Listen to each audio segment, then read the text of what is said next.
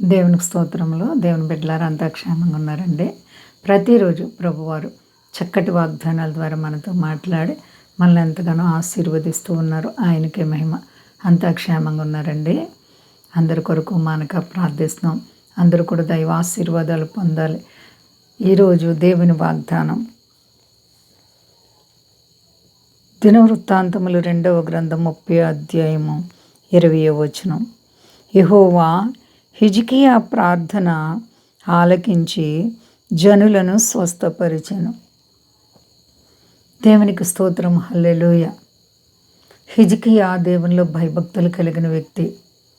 భయంకరమైనటువంటి వ్యాధి ఆయనకు వచ్చినప్పుడు దేవుడు ఆయన అద్భుతంగా బాగు చేశారు.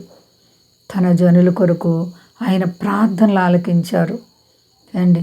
హిజ్కియా దైవికమైనటువంటి జీవితాన్ని కలిగినప్పుడు దేవుడు ప్రార్థనలు ఆలకించి తన జనులనంట స్వస్థపరిచారంట. స్వస్థత అనేది మానవుల చేతిలో లేదు.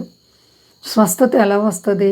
దేవునికి మొర్రపెట్టినప్పుడు, మన ప్రార్థన ఆయన దగ్గరికి చేరినప్పుడు, మన ప్రార్థనకు ఆయన ప్రతిఫలం ఇస్తే అప్పుడు మనం స్వస్థత పొందుతాం. ఎటువంటి పరిస్థితి అయినా, అది కష్టం కావచ్చు, బాధ కావచ్చు, వ్యాధి కావచ్చు, ఎలాంటి పరిస్థితుల్లో అయినా మన ప్రార్థనలు ఆలకించే దేవుడు. హిజ్కియా ప్రార్థన ఎందుకు దేవుడు ఆలకించారు? విరిగి నలిగిన హృదయం కలిగి దేవుణ్ణి ఆరాధిస్తే దేవుడు మన ప్రార్థనలకు ప్రతిఫలాలు ఇస్తారు. మరి నీవు దేవుని సన్నిధిలో విరిగి నలిగిన హృదయంతో ప్రార్థిస్తున్నావా? ఆత్మీయంగా ఆయన సన్నిధిలో గోజాడుతున్నావా? ప్రియమైన సహోదరి సహోదరా, నీ ఆత్మీయ జీవితం ఎలా ఉంది? ప్రభువైన యేసుక్రీస్తు వారి నీ విషయంలో అనేక విధములైన మేళ్ళు చేస్తూ నిన్ను ప్రేమిస్తున్న దేవుడు, నీ కొరకు రక్తం ఒలికించి ప్రాణాన్ని పెట్టిన దేవుని కొరకు మరి నీవేం చేయగలుగుతున్నావు? హిజ్కియా దేవునిపై తన జీవితాన్ని ఎంతగానో ఆధారం కలిగి దేవునిపై ఆధారపడి తన జీవితంలో మరి దేవునిపై నమ్మకత్వం ఉంచి విశ్వాసాన్ని కాపాడుకొని తన జనులకు వచ్చిన కష్టం కొరకై ప్రార్థించగా దేవుడు వారిని స్వస్థపరిచారంట.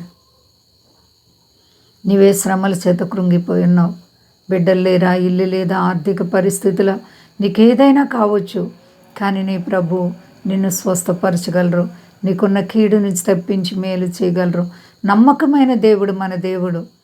కాబట్టి నీ జీవితాన్ని ప్రభువైన క్రీస్తు వారి చేతుల్లో పెట్టుకున్నావా?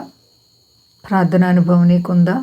ప్రియ సహోదరి సహోదరా, ఏ పరిస్థితుల్లోనైనా నీ విశ్వాసాన్ని కాపాడుకుంటే నీ ప్రభువుని కన్నీళ్లు తుడుస్తారు. కాబట్టి ప్రతి ఒక్కరూ కూడా దేవునిపై ఆధారపడటం నేర్చుకోవాలి. దేవాతి దేవునికి లెక్క అప్పగించే దినం ఒకటి ఉంది. ఏ క్షణంలో ప్రభు వస్తారో తెలియదు. ఆత్మీయ జీవితం నీకు ఎలా ఉంది? నీ భక్తి ఎలా ఉంది? నీ ప్రార్థన అనుభవం ఎలా ఉంది? మనల్ని మనం పరిశీలన చేసుకుందాం.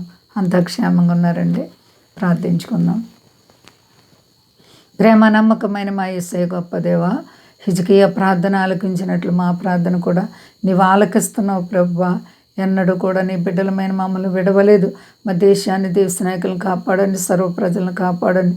మీ దాసులను, దాసురాండ్లను కాపాడండి. కష్టాలు, బాధలు, ఆర్థిక పరిస్థితులు, రుణాలున్న ప్రతి బిడ్డకు యేసు నామములో విడుదల కలుగును గాక. ఆకాశం నీది, భూమి నీది, సర్వ ప్రపంచం నీది ప్రభువా. నీ కొరకు మేము ఎలా నడుచుకోవాలో మాకు నేర్పించి మీ నామం గొప్ప చేసుకుని ఘనత, మహిమ, ప్రభావాలు మీరే పొందుకుంటారని శక్తి కలిసే నామ నడుచున్నాను తండ్రి. ఆమేన్. అందరికీ వందనాలండి. మా కొరకు పరిచయం కొరకు అందరూ ప్రార్థించండి. ప్రభువారు మిమ్మల్ని, మీ బిడ్డలు, మీ కుటుంబాలను దీవించునుగాక. ఆమేన్.